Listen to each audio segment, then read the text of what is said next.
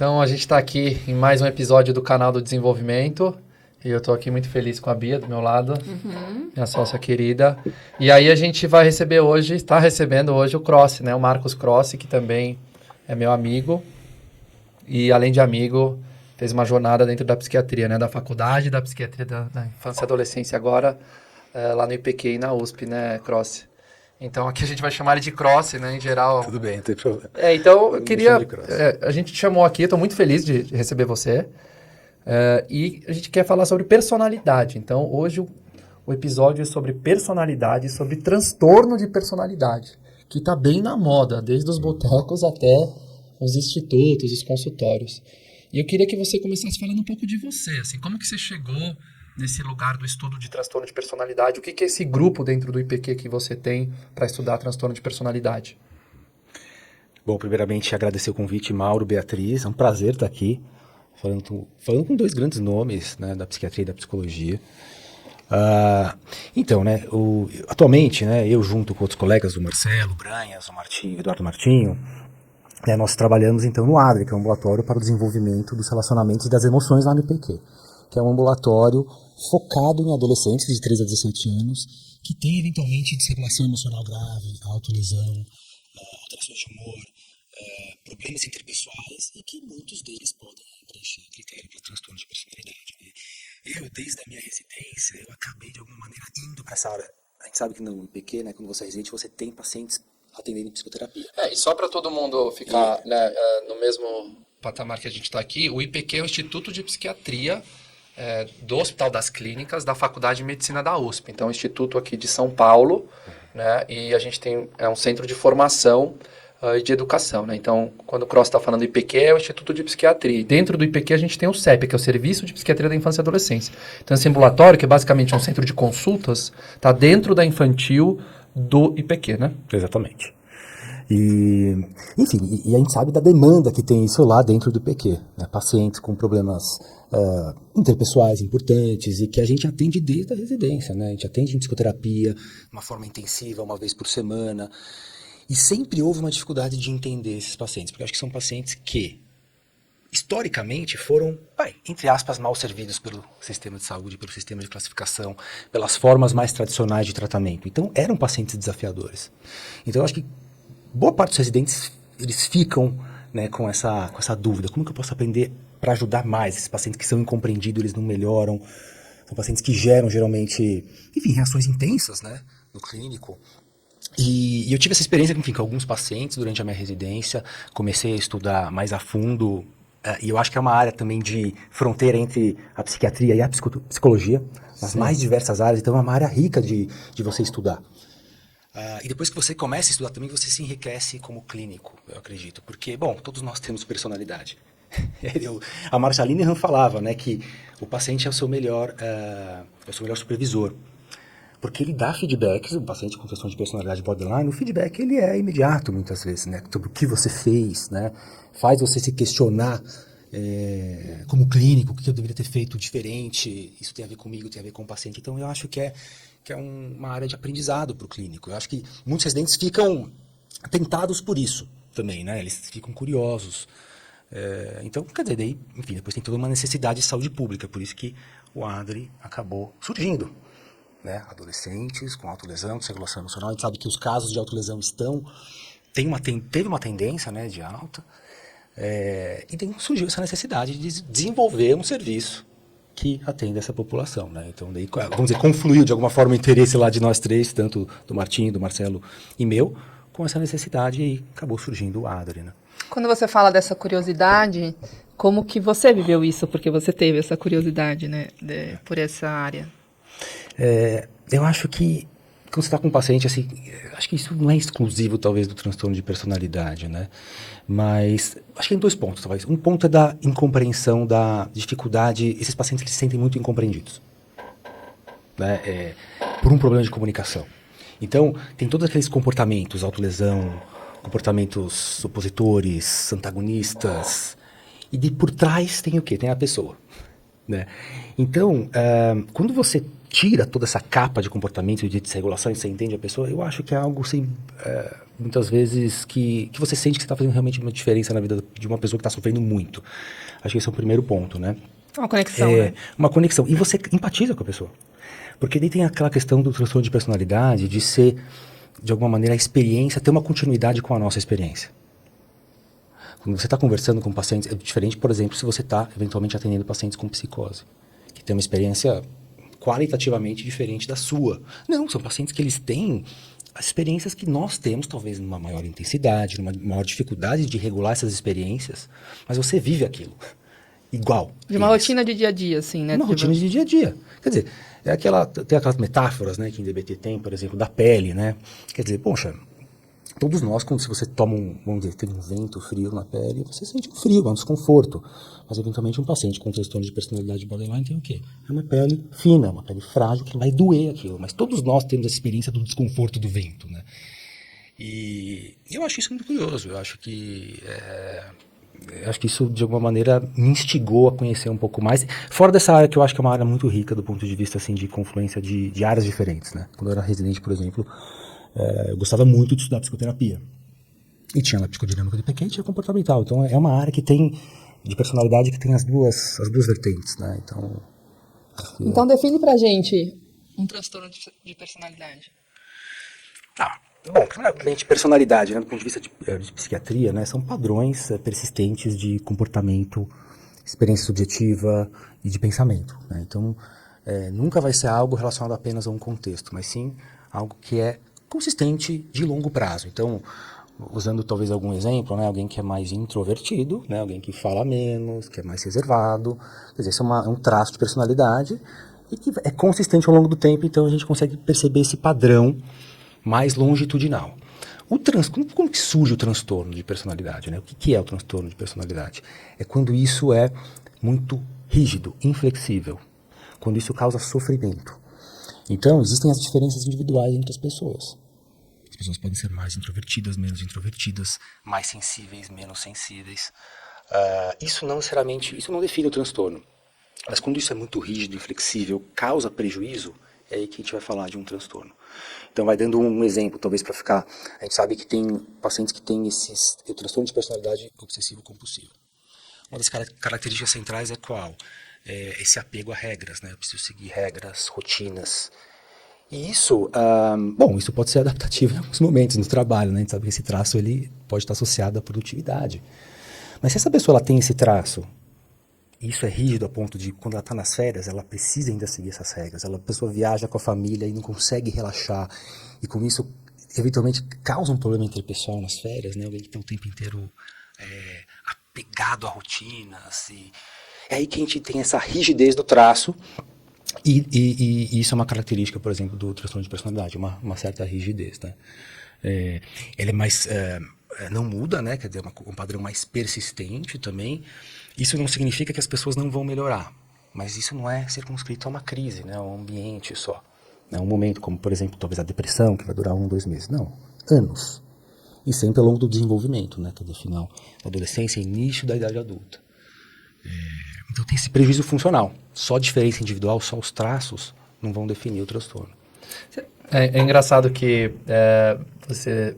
falando do obsessivo-compulsivo, para pensar nessa diferença do trabalho versus o dia a dia, né? Eu lembrei de uma história que eu atendo várias pessoas com esses traços, e aí essa pessoa, esse adolescente, ele estava sofrendo muito, porque nas férias dele, ele não conseguia decidir sobre os shorts que ele ia usar, que ele comprou para levar para a praia, ele estava na praia, né? Em férias. Então, o nível de sofrimento para ele escolher aqueles shorts, depois voltou na loja para trocar, e depois voltou, ele tentou trocar 4 vezes, mas ele não se sentia satisfeito, né? Não estava perfeito, né? E assim, o gasto de energia em torno daqueles shorts, então eu brinquei com ele que eu falo, o nível de esforço para você comprar um chinelo parece o mesmo para fazer uma prova, um trabalho de IB, ou eventualmente para construir uma festa de aniversário. Então, a pessoa não consegue ajustar o traço dela, né, Crossi? Então, e aí, quando a gente ajuda, muitas vezes, esse adolescente, ele percebe, né, que que ele não consegue fazer esse ajustamento, né? Então é muito, muito curioso, assim, né? Porque todo mundo tem os seus traços e dependendo da hora, esses traços são ótimos, né? O perfeccionismo desse menino faz ele ser um número 1, assim, no colégio.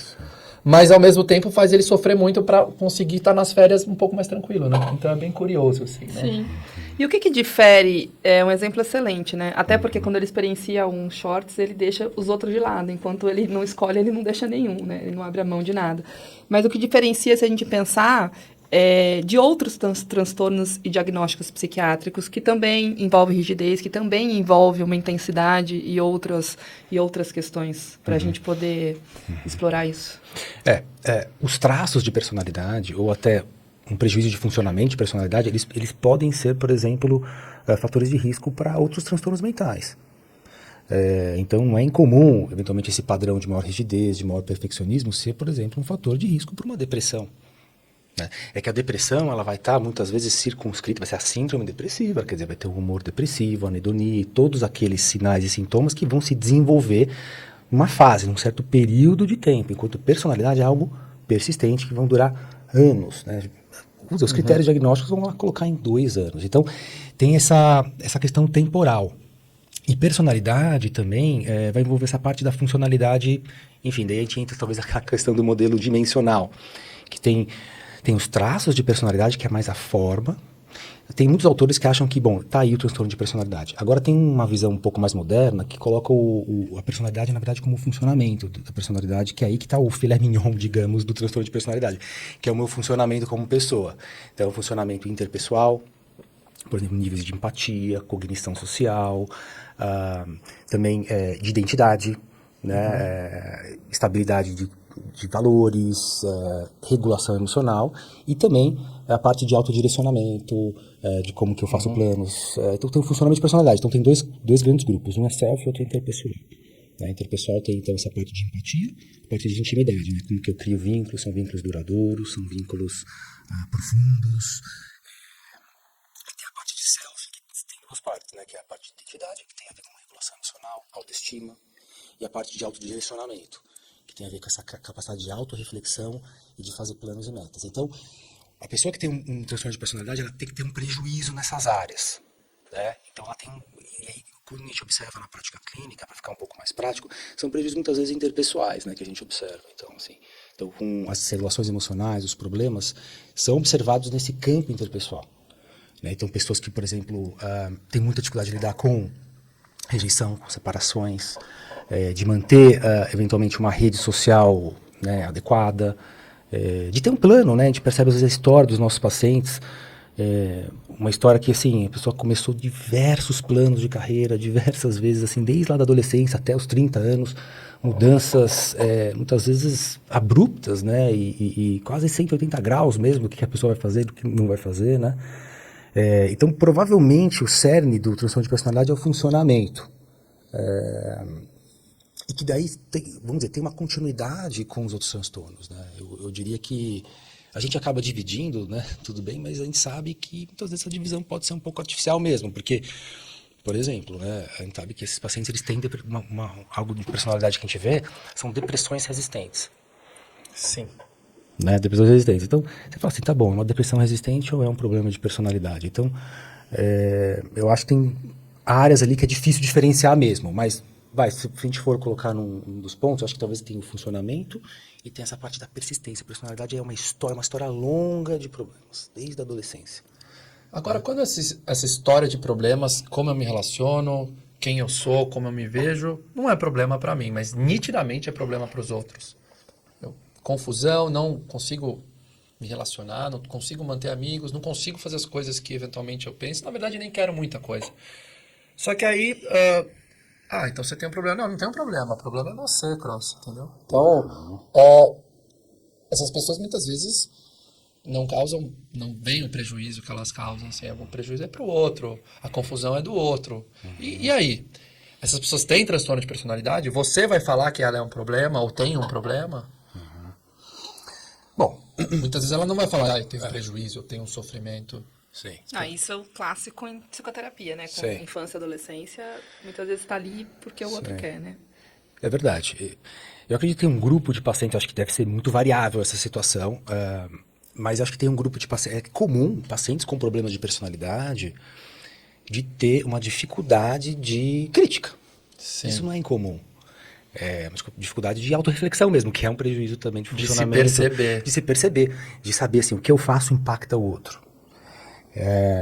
Então não é raro vir no consultório, a esposa traz o marido, ou o marido traz a esposa, né, o filho traz o pai, porque a pessoa realmente não percebe esse prejuízo. Às vezes não significa que ela não tenha o prejuízo, mas ela não consegue perceber o prejuízo. Agora sim, tem essa outra dimensão do transtorno de personalidade que tem a ver com, o prejuízo que eu causo para o outro, porque como são problemas interpessoais, isso acontece, quer dizer, o outro pode sofrer, a família pode sofrer. Eu diria que antes isso entrava na definição, né, que saía um pouco da definição, né, quer dizer, aquele sofrimento para si mesmo ou para os outros, né, mas isso pode ser um componente, e é um desafio no tratamento mesmo, quer dizer, como que você consegue engajar alguém que, pelo menos, não comunica que tem crítica, porque às vezes também é a não comunicação da crítica, às vezes a pessoa, talvez no fundo até tem alguma noção, mas tem vergonha, não quer se expor, mas sim, tem algumas pessoas que vão ter uma dificuldade de auto-observação, e é um desafio conseguir fazer uma aliança terapêutica. O que ela consegue perceber para que eu consiga mantê-la aqui inicialmente, pelo menos, para que a gente comece o trabalho. Talvez não necessariamente para um trabalho relacionado a todos os problemas que ela tem, mas pelo menos algo que ela veja que ela tenha problema. Porque assim...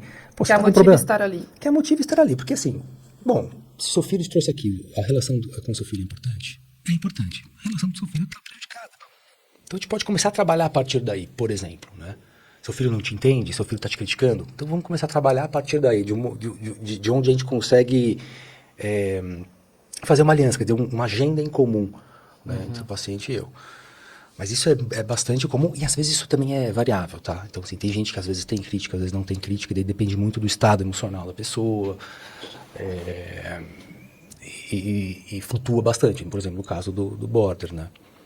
E aí, pra gente pensar um pouco assim, citar, né, quais são alguns desses transtornos de personalidade e tentar olhar para a infância, adolescência e parentalidade, né, da tua experiência e esse vínculo com esse paciente adolescente, como que isso... Quando a gente está falando em adolescência, que a gente, talvez um ponto controverso é o transtorno de personalidade borderline, né, que é o mais estudado quando a gente está pensando na adolescência.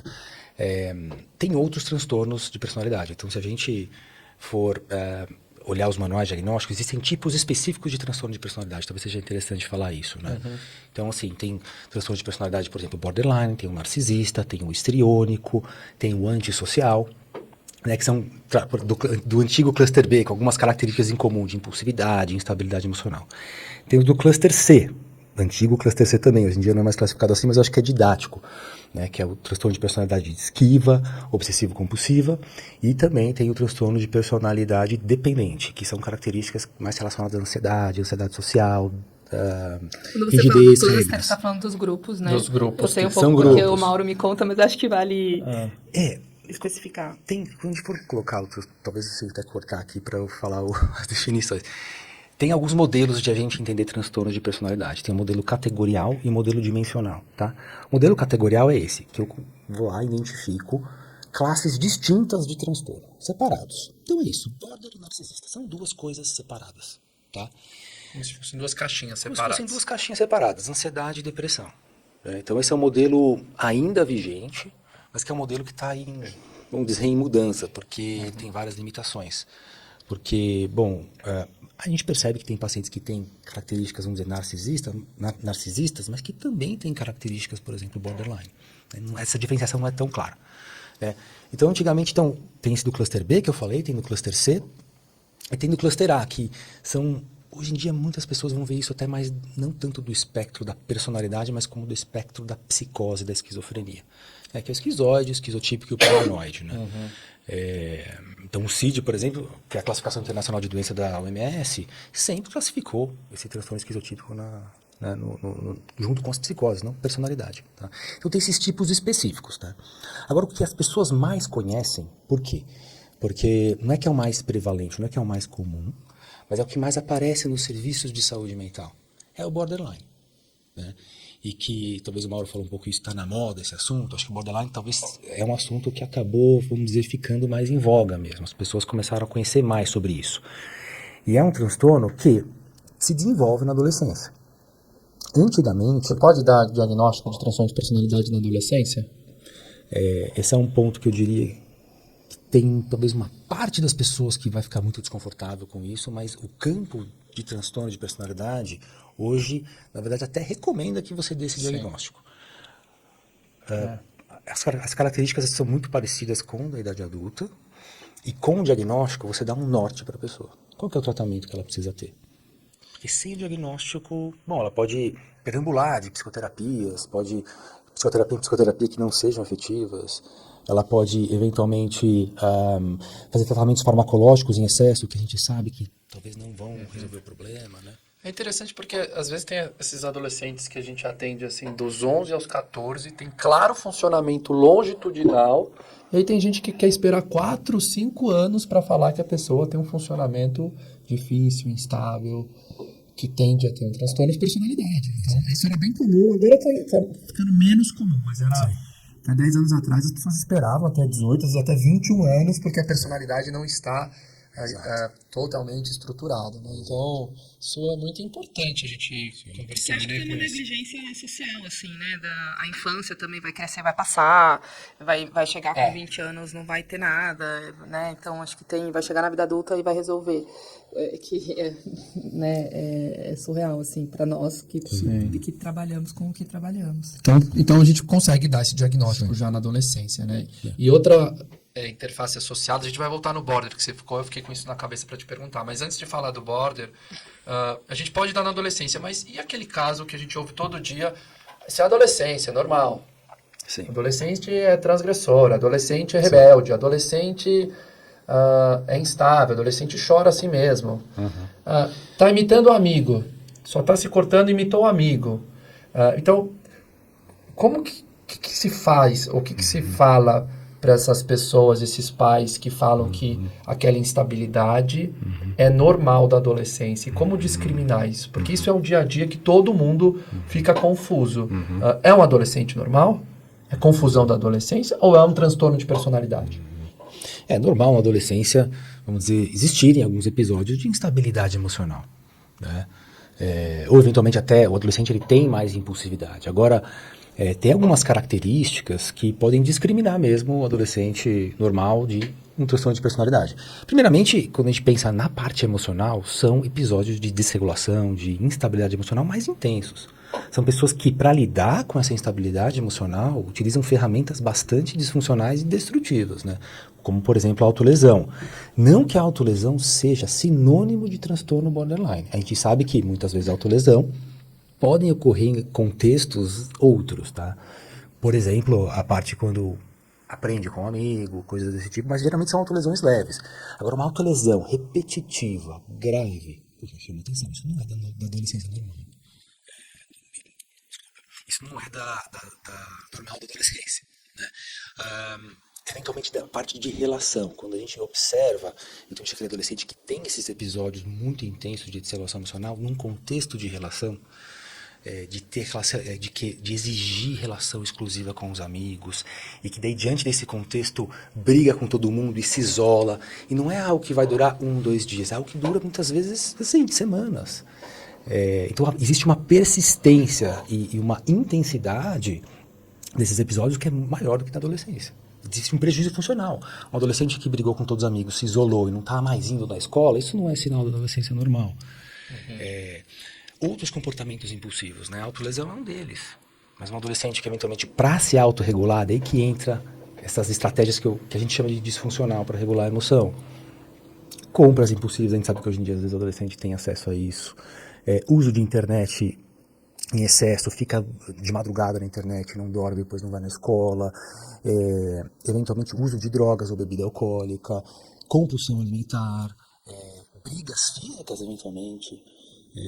Então, tem uma parte, acho que, de intensidade que sugere um transtorno que, bom, se é borderline ou não, acho que precisa de uma avaliação clínica, mas certamente isso não faz parte da adolescência normal, né? Então tem esses componentes, então um componente mais emocional, Nós passamos com esse componente interpessoal, de relações exclusivas, muito sensível à rejeição. Muito centradas em si, né? Assim, Muito se pode ter essa parte de estar centrado em si, no sentido de querer ter essas necessidades atendidas, né? Por exemplo, de exclusividade nas relações, por exemplo. eu vejo isso e eu vejo um tanto de um lugar, assim, a perspectiva do contexto vai ser sempre eu estou sendo prejudicado, né? Então, de ser servido e ao mesmo tempo o lesado na situação sou eu, né? Sim. É uma característica de se sentir injustiçado, de não conseguir o que eu preciso do outro como eu tinha direito. Tem essa característica na relação e que também causa prejuízo interpessoal. Que são necessidades muito, quando você avalia, daí tem aquela questão da incompreensão que eu falei no começo. Quando você pega e conversa, me conta o que está acontecendo. Aquela postura de não julgamento mesmo, sabe? E você vê que tem uma necessidade interpessoal ali, legítima, até. Né? Só que expressa de uma maneira, vamos dizer, muito e sofrida de um jeito muito... Com uma insegurança, de uma forma disfuncional, de afastar os outros por isso. Né? Então tem esse componente interpessoal, então, né, eu diria que tem um emocional, interpessoal, parte de impulsividade, esses 3 componentes, tem outros, mas acho que esses são bem didáticos assim, para você identificar. Vamos dizer, um adolescente que pode estar em risco de transtorno de personalidade. E na adolescência, uma coisa que acontece é assim, na idade adulta, então você vai fazer o diagnóstico de transtorno de personalidade borderline na idade adulta. Tem os critérios, né? Nós psiquiatras, a gente usa critérios diagnósticos, muitas vezes, assim, para explicar até para os pacientes, pode ser útil. Tem 9 critérios, né? Se a pessoa preenche 5 de 9, bom, ela passou neste teste, digamos, tá? Na adolescência, a gente vê algumas... Se o adolescente ele já tem autolesão, mas ele tem mais 2 critérios, esse adolescente ele já tem um prejuízo tão grande quanto quem já preencheu o critério completo. É aí que vem aquela história da intervenção precoce. Você quer intervir antes daquele adolescente desenvolver aquele quadro mais florido da idade adulta. Então, tem uma desregulação emocional significativa, uma autolesão, problemas interpessoais significativos, poxa, talvez não tenha o transtorno, né, formal, mas já tem elementos nessa história para a gente já intervir, para que aquilo não se desenvolva em algo assim, enfim, pode se desenvolver num TPB mesmo, mas entre outras comorbidades também, né, na idade adulta também, né, uso de substâncias e assim por diante. Cross, você começou a falar, vamos voltar ali pro borderline, você começou a falar mais de borderline, né? Então eu queria que você falasse especificamente o que define borderline em relação aos outros diagnósticos e queria também que você citasse a diferença com o transtorno de personalidade narcisista, que é o segundo que está bastante na mídia. E tem um terceiro também que causa muito fascínio, que os 3 são do cluster B, que você falou, que é antissocial. Então, e aí, junto dessas definições, eu queria provocar aqui você para falar assim, qual que é esse fascínio de falar tanto de border, de narcisismo, tem filme, né? Tem alguma coisa que fascina. Psicopatia, os antissociais. Então, as pessoas buscam. Então, tem alguma coisa que gera fascínio na nossa sociedade também. E só por um parênteses, essa eu vou ter que falar aqui. Recentemente, né, eu trabalho numa enfermaria psiquiátrica e a gente sempre tem uma primeira entrevista, né, da pessoa. E aí, a menina falou, olha, eu vim aqui, estou em busca de border. Né? Então, isso virou... e ela conseguiu. Conseguiu porque ela era. Mas eu achei muito interessante como ela se colocou. Assim, como se buscasse o diagnóstico. Que pena que ela conseguiu. Mas tem uma busca assim, como se fosse ali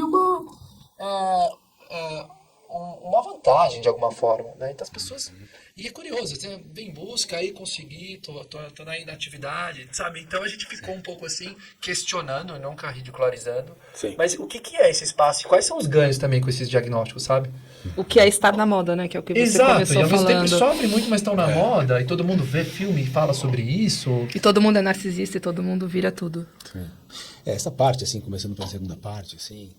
Talvez será que eu comece com a primeira.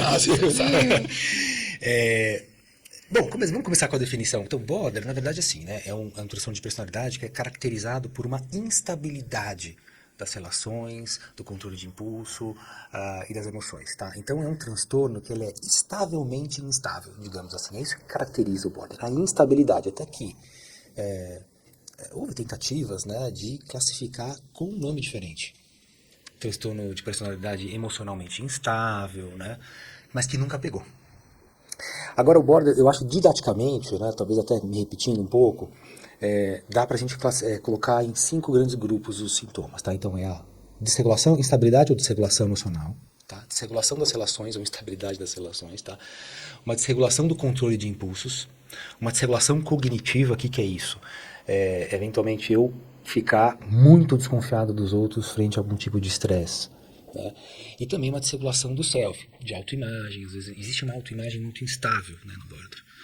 Quando eles estão conectados a alguém, eles podem até estar se sentindo bem consigo mesmo, né? Mas frente à rejeição, eles se tornam as piores pessoas do mundo. Então essa instabilidade de autoimagem também caracteriza o border. Então são essas 5 áreas de instabilidade, tá? Tem o narcisismo. Vamos dizer, o border ele tem uma característica, além da desregulação emocional, a hipersensibilidade interpessoal.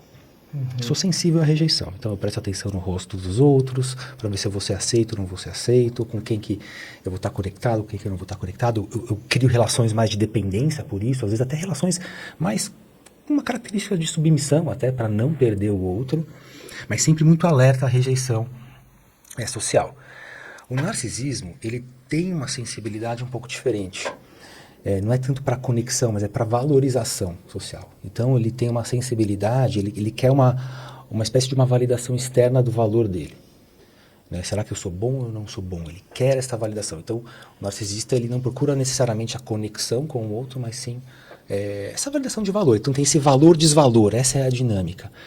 E frente a situações, o border é rejeição, ou percepção de rejeição. Pode ser uma rejeição real, mas pode ser uma percepção de rejeição. O narcisismo é um pouco diferente, é uma percepção de estar sendo criticado, valorizado. Eu não sou bom o suficiente. E aí que vem a desregulação, eventualmente, do narcisista. Ele cria coisas grandiosas para de alguma forma dar conta dessa sensibilidade dele, né? Então eu preciso ter muitas coisas, eu preciso mostrar para os outros que eu sou bom. E a grandiosidade vai acabar funcionando como uma compensação dessa, vamos dizer, dificuldade de regulação da autoestima. Então aí que está o centro do narcisismo, né? E agora sim, a última parte talvez da pergunta, né, do diagnóstico. Talvez seja um fenômeno até... Mas e o antissocial nessa história? O antissocial. O antissocial... A psicopatia, que tem também um certo fascínio. Sim. Eu acho que tem o antissocial e daí tem o psicopata, né, que são dois conceitos diferentes. O antissocial ele vai ter essa característica central de não seguir regras, né, de alguma forma não pensar no direito do outro. Então tem às vezes até algo impulsivo de eu não ter essa alça de feedback, né? Quer dizer, essa coisa mais de mutualidade, né? O que eu faço impacta o outro, por isso eu não vou fazer isso. O antissocial tem essa impulsividade, muitas vezes associado, mas também ele não tem essa alça que a maior parte das pessoas tem. Você vê alguém sofrendo, você vê alguém incomodado, aquilo é um bloqueio para você, é um freio. O antissocial ele não tem essa alça, então ele acaba tendo de alguma forma isso, um desapego às regras, um desapego ao direito dos outros, e que para os outros, claro, como é que vai ser a percepção do outro? A percepção do outro é que a pessoa é fria, a pessoa não está nem aí comigo, e assim por diante. Mas o antissocial, ele não necessariamente, ele tem esses comportamentos às vezes até contra a regra, né? Contra a lei, ele burla as coisas, né? E vamos dizer, essa coisa que era muito classificado como delinquente, digamos assim, ele não necessariamente tem esse outro componente interpessoal da psicopatia, que é de manipulação, dessa frieza afetiva. Tem muitos pacientes que podem preencher para transtorno de personalidade antissocial, mas tem uma agressividade mais quente, mais reativa. Às vezes até você fica na dúvida, será que é border, será que não é, né? Mas não, daí o psicopata, né, ele teria esse outro componente que é interpessoal, de manipulação, de sedução do outro. E daí é uma outra coisa que a gente, ninguém sabe como tratar, né? Não existe tratamento hoje para pacientes com traços psicopáticos. O antissocial já tem pouquíssimo tratamento também. É difícil falar que tem tratamento. Mas já existem alguns estudos que mostram assim, que tem intervenções que podem ajudar, por exemplo, diminuição de agressividade. Então, é essa a diferença. Agora, sim, são coisas que eu diria que, estou falando assim de um jeito mais psiquiátrico, mas existem talvez outras formulações a respeito. Sim. Né? Então, essa parte do psicopata,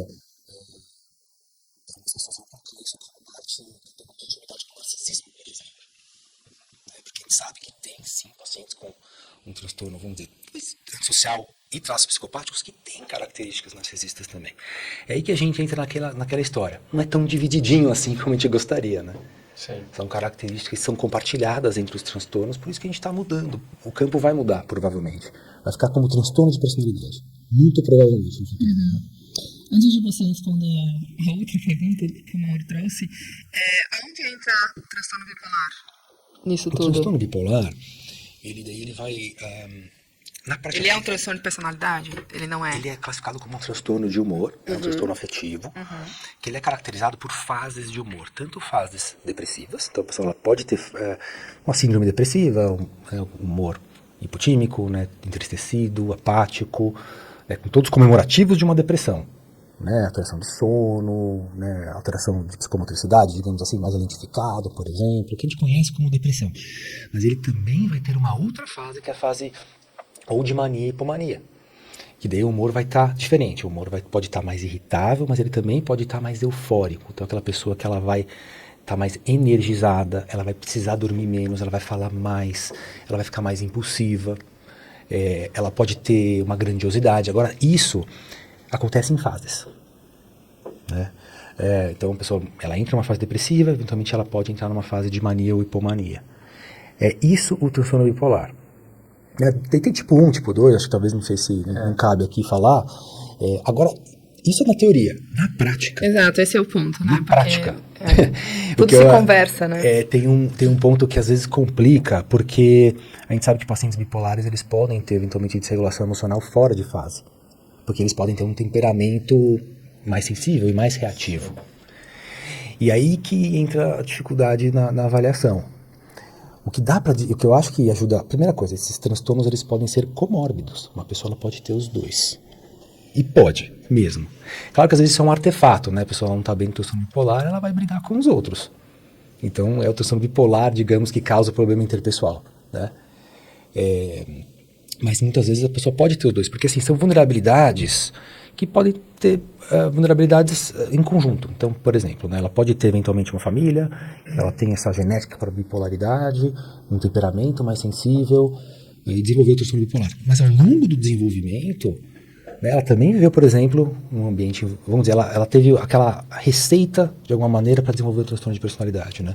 Um ambiente invalidante, num ambiente que de alguma maneira não ensinou a rotular muito bem as emoções, tinham problemas interpessoais, muitas rejeições, muitos abandonos que fizeram com que eventualmente a pessoa ficasse com essa necessidade de filiação social bem intensa e que daí desenvolve um transtorno borderline também. Quer dizer, então não é incomum ter uma comorbidade. As duas coisas juntas. As duas coisas juntas. Né? Agora, essa pergunta da Bia foi muito boa mesmo, porque muita gente na psiquiatria, quando é atendida, os pacientes e a própria equipe muitas vezes fala da bipolaridade. Minha bipolaridade foi a bipolaridade. E essa bipolaridade, muitas vezes, é uma descrição que não é fásica, ou seja, que não dura dias ou semanas. Essa bipolaridade, entre aspas, na verdade é uma instabilidade emocional que dura minutos e que muitas vezes é interpessoal. Então, o que tem uma bipolaridade, entre aspas, que basicamente é uma instabilidade mais relacionada à personalidade, e uma bipolaridade que de fato é uma mudança. Cara, você mudou, nesses últimos 3 dias você está muito diferente. Então, não é assim, 1 hora no café da manhã. É ontem, hoje, amanhã, depois de amanhã, tem alguma coisa que mudou essa semana. E essa dica de mudou essa semana é que a gente fala de fase. Isso é muito importante para discriminar o que é espectro bipolar do que é, né, a instabilidade que o Cross falou. Agora é muito, como você mesmo falou, é confuso, né? A pessoa pode ter os dois. Mas eu acho que os sintomas se misturam, enfim, mas que eu acho que volta para o que você estava falando da moda, né? Porque talvez o border, esse exemplo que você deu é incrível, assim, né? Usar a bipolaridade também, né? Tá na moda. Hoje eu tô bipolar. A minha bipolaridade. Então não fui eu que não gostei de você, né, Cross? Foi a minha bipolaridade. Então eu me isento um pouco, eu coloco ali igual eu tô de TPM hoje. Tipo. É um pouco isso, né? Então a pessoa meio que lava um pouco as mãos, né? Se desresponsabiliza ali um pouco do que ela faz nas relações ou de como ela segura as emoções, né? E aí isso também é um traço clássico de personalidade. A pessoa dá uma causada e depois as pessoas que se virem, né? Com essas reações. Aí volta para o comecinho do nosso episódio, que muitas vezes a própria pessoa não se responsabiliza, não tem a crítica em relação ao transtorno, né? Mas tá na moda mesmo? Olha, eu acho que os transtornos mentais estão na moda. né, de uma maneira geral. Talvez as pessoas estejam... Primeira coisa, as pessoas estão sabendo mais. Antigamente, as pessoas não tinham acesso tão fácil a esse conhecimento. A gente diagnostica mais mesmo, pessoas que antes não eram diagnosticadas, então acho que tem uma questão de identificação em maior número, pessoas que não eram identificadas no passado, e que hoje precisam ser identificadas, mas eu acho que está entrando no vocabulário das pessoas, então as pessoas estão de alguma maneira tentando se explicar e se entender através desses rótulos, aí eu acho que é um problema. Né? Porque daí as pessoas estão à procura de uma identidade. Eu acho que isso talvez seja algo que esteja ocorrendo em todos os campos, subgrupos da psiquiatria, né? Então, a gente sabe que hoje tem, claro, o espectro autista. Muitas pessoas hoje vão ser identificadas de uma forma mais precoce, né? E vão ter acesso a um tratamento, o que é ótimo. Ao mesmo tempo, a gente sabe que quando a gente lê aqueles critérios, né, quando a gente é residente, a gente lê aqueles critérios, ou quando você é estudante de medicina, até você está lá lendo os critérios, você se identifica com algumas coisas. Não é tão simples assim aplicar esses critérios, precisa de muito treinamento. Então, eu acredito que tem um pouco acesso a essa informação mais fácil, mas as pessoas estão mais à procura de uma identidade hoje, e é aceitável talvez de alguma forma ter essa identidade hoje. Antigamente era uma coisa muito estigmatizada. Né? Hoje em dia não é tão estigmatizada. Né? Mas o que é a identidade de eu ser um border, procurar um border e achar, ou ser um... o que isso traz como vantagem, ou como identidade, como concretamente ali, hoje na nossa sociedade? Eu acho que talvez tenha um ponto de as pessoas conseguir se explicar, né? De alguma maneira... se entender também. Se entender, as pessoas estão à procura de se entender. E ali está como algo que, de alguma maneira...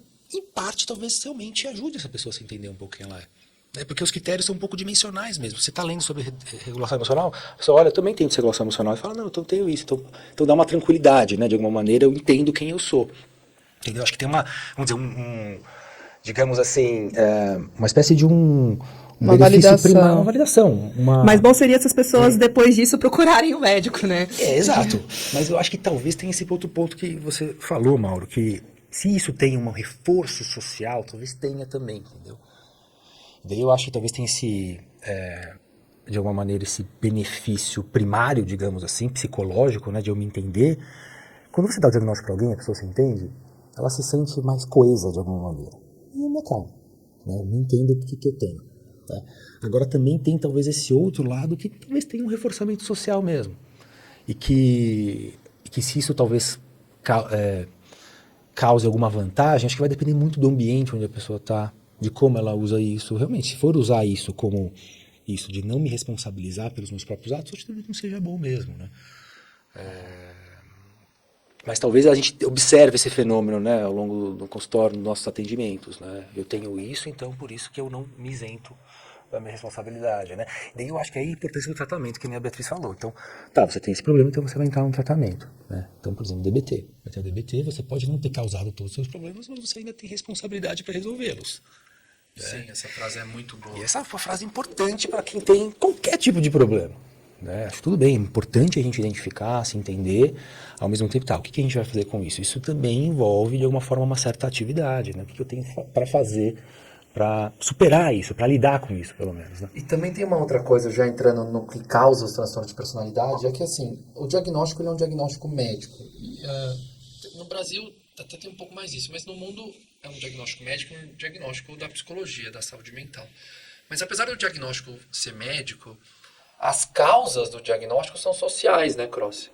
Então isso também é uma confusão. Quando você dá um diagnóstico de TOD, transtorno de oposição desafiador, para uma criança e para uma família, você na verdade está falando que muitos daqueles fatores da criança difícil têm relação com o funcionamento da família. Então é curioso, porque você dá um diagnóstico, mas está falando que o que precisa mudar é a estrutura social, microsocial, às vezes macrosocial daquela criança e daquela família. E a depender da família, às vezes é ruim ter o diagnóstico, né? Porque não vai olhar para o funcionamento... Exato, e eu acho que aí é exatamente nesse dilema que está o ponto problemático da saúde mental em relação à sociedade.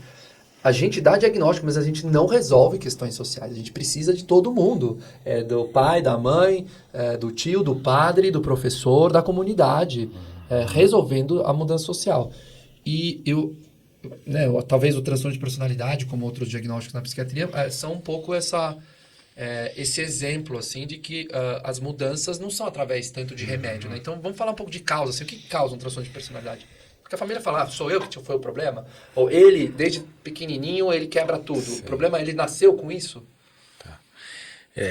Eu diria que, na verdade não sou eu que diria, mas assim, o que os estudos mostram é que, bom, não tem uma causa só, né? Quer dizer, não vai ser uma causa biológica, genética, e nem uma causa 100%, digamos assim, ambiental, né? Sempre a conjuntura dos dois, né? Então, o transtorno de personalidade, ele não é herdado por completo, mas o que é herdado é um temperamento vulnerável. Então, existe, sim, um temperamento mais reativo, mais sensível, e que, em contato com este ambiente que você está falando, né, que é um ambiente familiar, que pode ser invalidante, a maior parte das vezes é um desencaixe que acontece, é um desencaixe que acontece entre a criança e a família, né, uma incompreensão. Pode ser uma criança diferente mesmo da família, né, uma criança mais introvertida, uma família mais extrovertida, mais impulsiva, ou o contrário. E essa interação ao longo do tempo que vai gerar geralmente um transtorno de personalidade, né? Então, vamos dizer, sendo bem dialético, assim, vão ser as duas coisas ao mesmo tempo. Então, a parte individual, digamos, do temperamento, da impulsividade, temperamento, emoção e impulsividade, né, Mauro? E também a parte social, de como aquela família vai se comunicar com aquela criança, com aquele adolescente. E daí tem, realmente, às vezes esse desencaixe, eu diria que a maior parte dos casos que eu vejo é assim, os estudos mostram isso, e tem algumas situações mais realmente extremas, diria assim, até de maus tratos, até que também é fator de risco para vários outros transtornos mentais, quer dizer, TEPT, depressão e assim por diante. Entre trauma e maus tratos, né? Entre trauma, né, quer dizer, tem uma associação também com o transtorno de personalidade, mas não, isso não é necessário para desenvolver um transtorno de personalidade, né, e nem suficiente, né, porque tem pacientes que, enfim, não é só a diversidade que causa o transtorno de personalidade, mas sim vai ter essa vulnerabilidade emocional e de impulsividade, né? Então, agora sim, envolve geralmente a família toda, porque como são comportamentos neste campo mais interpessoal, né, a família pode reforçar ou não reforçar comportamentos mais desadaptativos mesmo. Uhum. Então, por mais que a pessoa tenha eventualmente o paciente identificado, seja, né, eventualmente ali o paciente que tem TPB, muitas vezes a família vai precisar mudar um pouco também a forma como se relaciona com esse indivíduo para mudar. Isso acaba facilitando muito o tratamento, né? Então, na infância e adolescência, por exemplo, na adolescência, quando a gente está tratando border na adolescência, o componente fundamental de mudança é o envolvimento da família. Se você pega DBTA, né, esse é o grande diferencial. MBTA também, né, que é o tratamento baseado na mentalização, que é um outro tratamento para TPB, vai sempre envolver a família. Né? No ADRE, não tem como, é muito difícil tratar um adolescente que tem essas características se a família não se envolver e não mudar. E não significa mudar porque a família está totalmente errada, mas porque ela vai precisar aprender habilidades de como lidar com algumas situações mais desafiadoras. Em termos de tratamento, Marcos, quando você falou lá no comecinho, você falou que a tua curiosidade estava conectada com você conseguir tirar essa capa, né? Uhum. Eu lembrei de uma situação que eu vivi, um caso que eu atendi faz tempo, e os pais não conseguiam trazer a adolescente para o consultório. E aí eles me pediram para ir na casa, e eu fui, conversei um tempo ali com os pais, ela não saiu do quarto, e aí depois de um tempo eu entrei no quarto, ela não olhava para mim. E esse pontinho que você falou de ligar a motivação, né? E aí eu fiz uma outra pergunta, ela fez respostas ali monossilábicas. E aí eu falei assim, alguma coisa do que ela me falou, eu falei assim, eu tô aqui. Ela falou alguma coisa, tudo é culpa minha, tudo sou eu. Foi isso. E eu falei, eu tô aqui porque seus pais precisam de tratamento. E eu vim te conhecer. E a hora que eu falo isso, ela olha pra mim. E ela ficou conectada comigo anos, depois às vezes manda mensagem, não tá mais em terapia, né?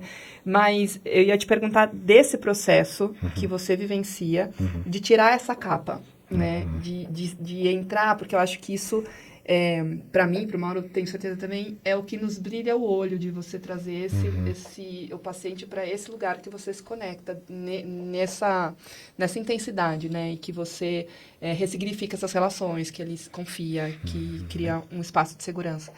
Para você falar um pouquinho de tirar essa capa deles, né? Eu acho que aí está a arte mesmo do tratamento, né?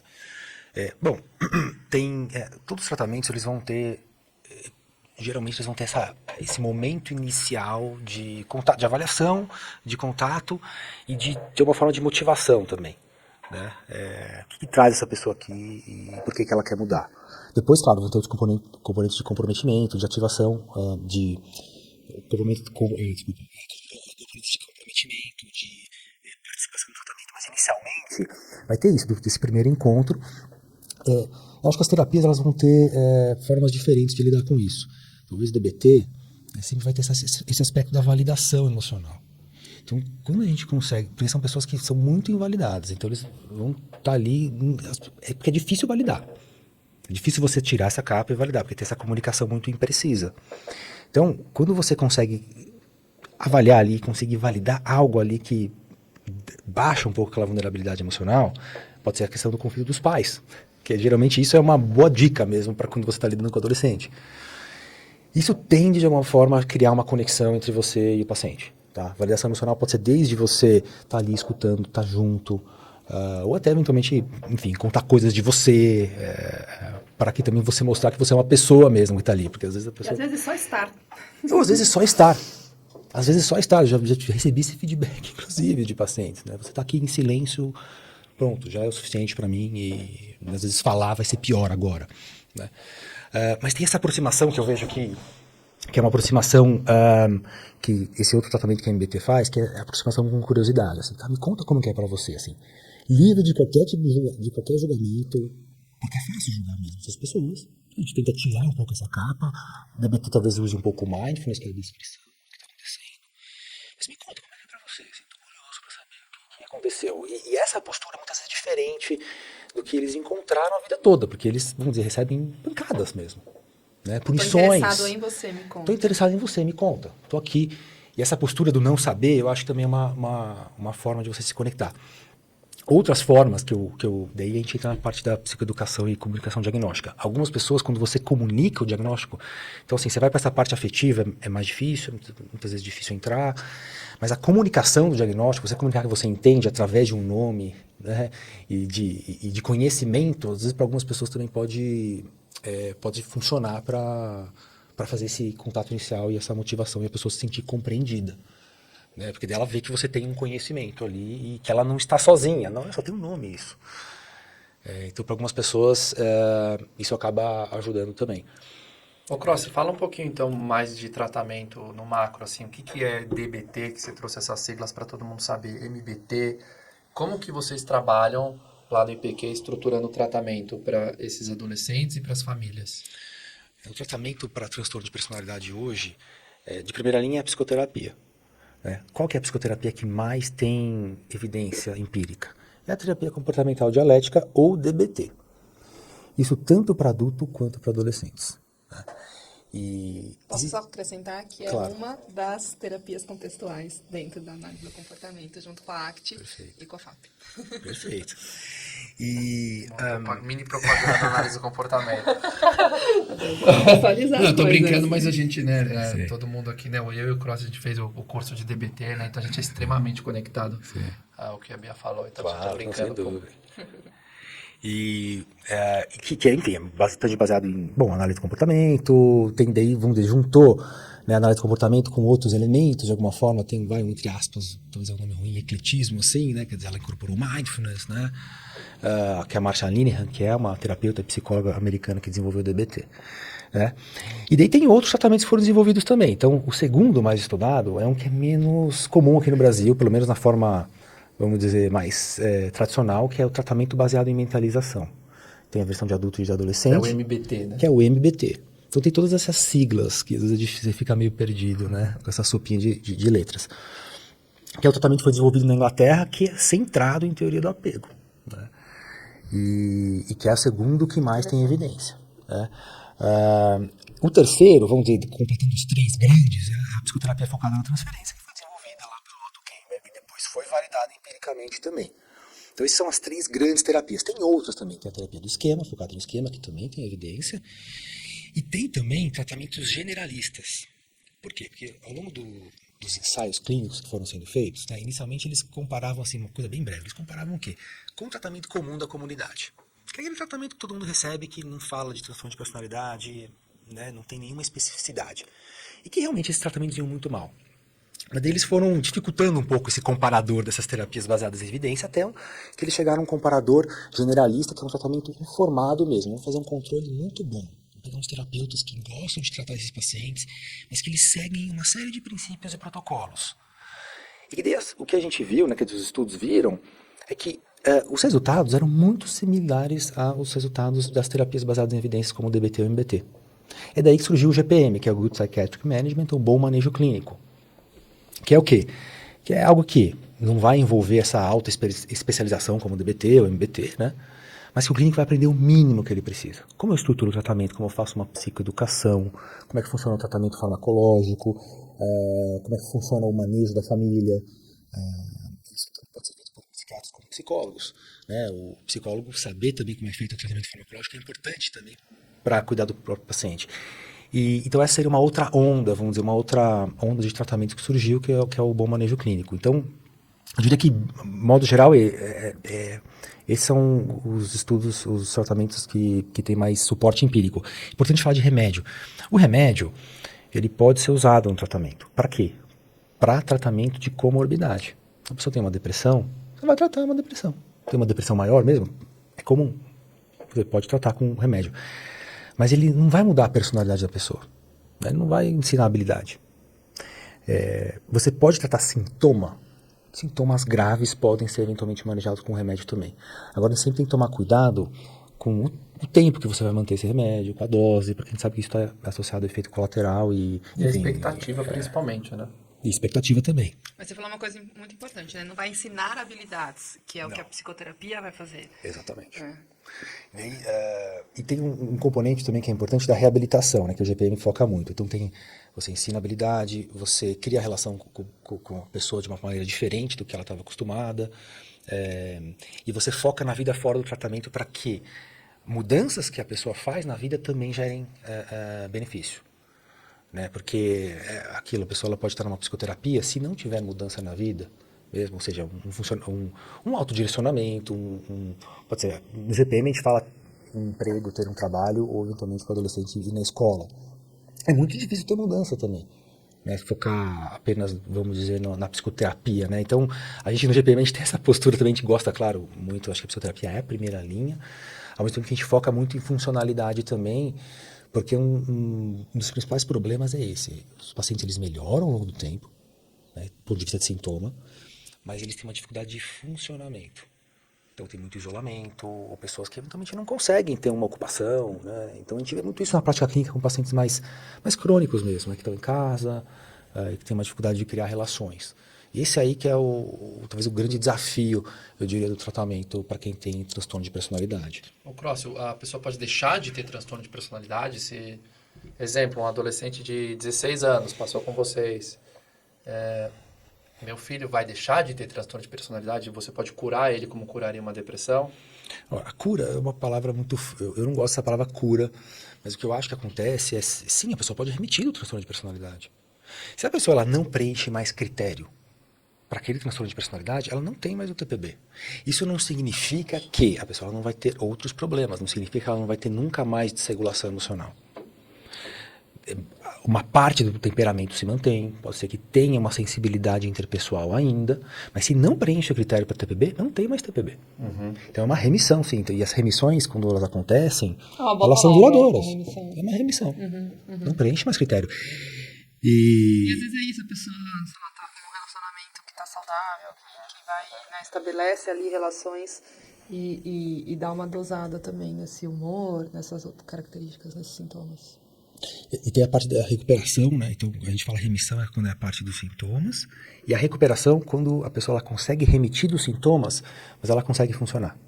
Daí, grosso modo, a gente fala estabelecer relações duradouras, ou eventualmente ter algum tipo de ocupação, algum tipo de estrutura assim na vida. Daí a gente fala que a pessoa recuperou. E queria só comentar que nessa jornada do tratamento, né, Cross, você pega uma ponte que é uma ponte comigo, porque eu trabalho com casos muito graves na enfermaria. Uhum. E a ideia do tratamento, como você falou de funcionalidade, é construir, e a DBT tem essa frase que muita gente acha até meio brega, né? Uma vida que vale a pena ser vivida. Sim. Então, é tão lugar comum, mas ao mesmo tempo a ideia é o que é? Você construir de fato projetos na sociedade. que você quer fazer como aluno? O que você gosta de fazer? Você quer aprender um novo instrumento? Você quer fazer algum esporte? Você quer conhecer lugares novos, pessoas novas? Porque a ideia de você construir esses projetos, essa funcionalidade, é que de fato vão te colocar num lugar, né? E o que a gente vê dos pacientes e das famílias é querendo tirar o sintoma. Eu quero que ele pare de se cortar, eu quero que ele pare de brigar, eu quero que ele pare de falar que ele vai se matar. E aí a gente fica rodando em falso, né? Então, é muito interessante o que você traz, porque às vezes os pacientes são muito acolhidos em hospitais, e aí eles não querem melhorar. Porque lá eles encontraram o lugar deles. E eles não têm outros projetos. Não tem propósito, né? Não tem propósito. E aí o tratamento vira um próprio propósito. Sim. E a pessoa Exatamente. vai lá e todo mundo é grave, todo mundo se diverte. E de repente a casa dele é uma enfermaria, um hospital dia. É ficar no ambulatório toda semana, na resenha lá com as pessoas. E então é muito interessante. Porque a casa dele Porque a casa dele é frágil, né? Porque ele não tem o que fazer, porque no colégio dele ele não se sente bem. Porque ele não realmente é um projeto que ele quer fazer alguma coisa na vida dele, né? Então... Isso parece meio óbvio, mas é bem importante porque volta aquela interface social, que eu e a Bia a gente acredita muito, né? A interface de saúde mental com construção social, né? E que para mim é o grande lance assim da saúde mental hoje. Tem essa parte da esquiva emocional. Então, esses comportamentos, né, muitas vezes eles vêm para a pessoa lidar com a emoção negativa. E às vezes ir para o hospital, isso é uma forma de esquiva também. Você ter a vida, né, você se expõe a sensações ruins, emoções negativas, e que muitos pacientes eles querem fugir disso, porque eles têm dificuldade de lidar com isso. Aí que a terapia ajuda a lidar com essas emoções, dá habilidades, ao mesmo tempo que tem que ter exposição a essas situações desconfortáveis, né, para ter uma recuperação. Né? Senão fica sempre esses mecanismos de esquiva e a pessoa não tem uma vida. Então não é diferente a pessoa, vamos dizer, a pessoa se corta, ou de repente a pessoa se esquiva, fica no quarto, não fala com ninguém. Às vezes tem uma função similar, assim, né? Então, aí que é importante mesmo, né, a construção de uma vida fora do tratamento, porque senão o tratamento também vira vida, que nem você comentou, Mauro. Que era muito comum antigamente. Bom, a pessoa tá mal, 3, 4 vezes por semana psicoterapia. Minha vida é ser border. Minha vida é ser uma pessoa um paciente. Aprende a ser paciente, você não aprende a ser uma pessoa, né? Acho que isso que pode ser uma armadilha. É uma armadilha que pode acontecer num tratamento, e acontece mais em pacientes que têm um quadro mais grave também, né? Essa vida que vale a pena ser vivida, pra gente encerrar, infelizmente, que eu acho que tem, assim, a psicoterapia, enquanto construção de identidade, ajudar a encontrar os valores dessa pessoa, né? Dela, porque eu acho que são, em geral, pacientes muito... padrões familiares, com questões muito...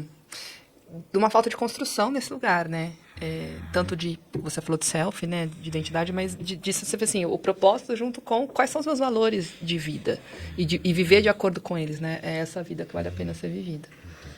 E, bom, a gente está fechando aqui, a gente queria te deixar uma última pergunta, que é a mensagem. Que mensagem que você deixa para as pessoas que se interessam por estudar personalidade, por transtorno de personalidade, tanto na área da saúde mental, né, quanto fora dela também? Bom, a mensagem que eu deixo A mensagem que eu deixo é... os transtornos de personalidade, primeiramente, eles melhoram, né? Então, existem vários mitos. A gente tem que desfazer esses mitos. Então, eles melhoram. Eles têm tratamento. E que você que está começando, se você adquirir algumas habilidades, são habilidades mínimas, você vai certamente conseguir ajudar a maior parte dos pacientes que têm transtorno de personalidade. Você não precisa ser um ultra especialista. Então, precisa, claro, de treinamento, né, de experiência, porque existe uma experiência na prática que envolve, sim, dificuldades. Mas com supervisão, com estudo, eu acho que a gente vai precisar, de alguma maneira, desses clínicos para tratar a maior parte dos pacientes. Afinal, border é 2% da população geral. A gente vai ter terapia de DBT para todo mundo? Não vai ter. Então, para essa pessoa que quer começar, e que vai aparecer certamente, onde quer que você trabalhe, vão aparecer pacientes com essas características. Com esse mínimo de treinamento, vocês vão conseguir ajudar boa parte dos pacientes. E para os pacientes que não melhorarem, daí realmente tem DBT, tem equipes especializadas.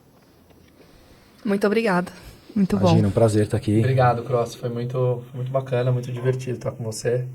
E didático, impressionantemente didático. Então, obrigado mesmo por ter vindo aqui. Obrigada. Eu que agradeço mais uma vez o convite, Mauro e Beatriz. Foi um grande prazer e espero aí que as pessoas gostem.